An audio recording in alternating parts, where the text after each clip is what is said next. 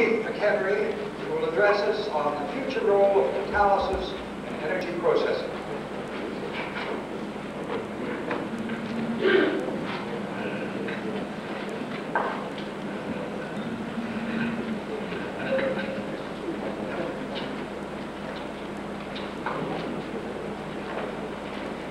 Thank you very much, Alex, and good morning, ladies and gentlemen. I'm really pleased to be here. I'm a little bit overwhelmed at the size of the audience, and I hope that I'll be able to say a few things that you can take away that will be of interest. Alex mentioned that there are about $750 billion worth of products produced in this country each year where catalysis is important. And about a quarter of those are energy products, gasoline, diesel fuel, jet fuel, and so on. And I'd like to build on that idea in my presentation, the idea being that the economics of energy production are overwhelming. I will take the point of view of the research director and talk about the kinds of results that we need.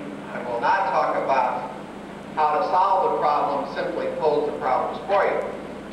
So I'll assume that you believe that energy is important, and I'll try to show that catalysis is crucial to energy.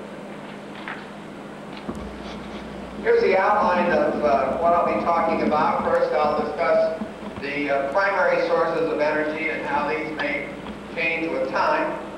Second, I'll talk about improved efficiency of use of current sources of energy. Third, what may be needed as alternative sources. Fourth, take a look into the middle part of the next century. And finally, reach some conclusions. This slide shows the current sources of U.S. energy in quadrillion BTUs per year. You learned on Monday that Ralph Berlusconi thinks in degrees Fahrenheit, and I think in BTUs. And that's because we both went to school in the 1950s. I don't want to dwell on the exact numbers on this slide.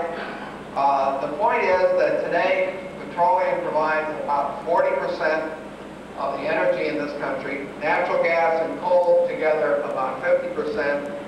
And everything else a little bit over 10% of the energy we use. Now these are the primary sources.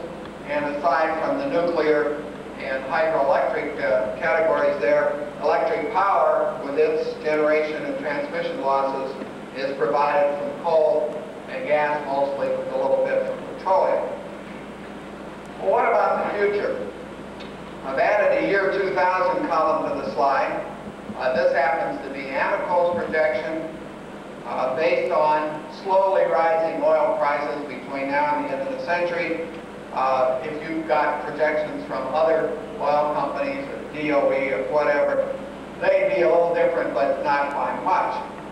And the point is this, that the big three, petroleum, natural gas, and coal, will still account for 87% of our primary energy in the year 2000, which is down from 88% in 1986.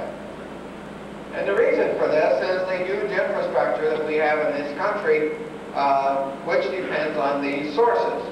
Our transportation, heating, and power production systems all depend on petroleum, coal, and natural gas. And there would be a major capital requirement to change that structure in as time as short as the 13 years we have between now and 2000. This slide adds a 2020 column. And despite the name of the year, the vision from there isn't very good. But I think I can still make some points. First, the petroleum source will continue to drop. We will import more than 50% of our oil in the 1990s. And as this week's news from the Persian Gulf shows, we will need to lessen our dependence on that unstable source. Second, gas can go up or down, hence the question marks, depending mostly on what happens with Alaskan, Canadian, and Mexican gas. Any increases will have to come from outside the lower 48 states. We will do well indeed simply to maintain production at current rates in the lower 48 over the next few years. Third, the use of coal will certainly increase. It's our most abundant resource. Fourth, will we ever begin to build nuclear power plants again? Your guess is as good as mine, and some more question marks in that column. Fifth, we can be reasonably sure about hydroelectric power. It won't change very much. Most of the good sites are gone, although we could begin to import more power from Canada. And finally, what will take up the slack? The ubiquitous other category, which I'll discuss on the next slide. First, why did I pick the year 2020? Well, I figure if I can show you how important a role catalysis will play in energy processing for more than 30 years in the future, it will assure careers for all but the very youngest of the people in the audience today.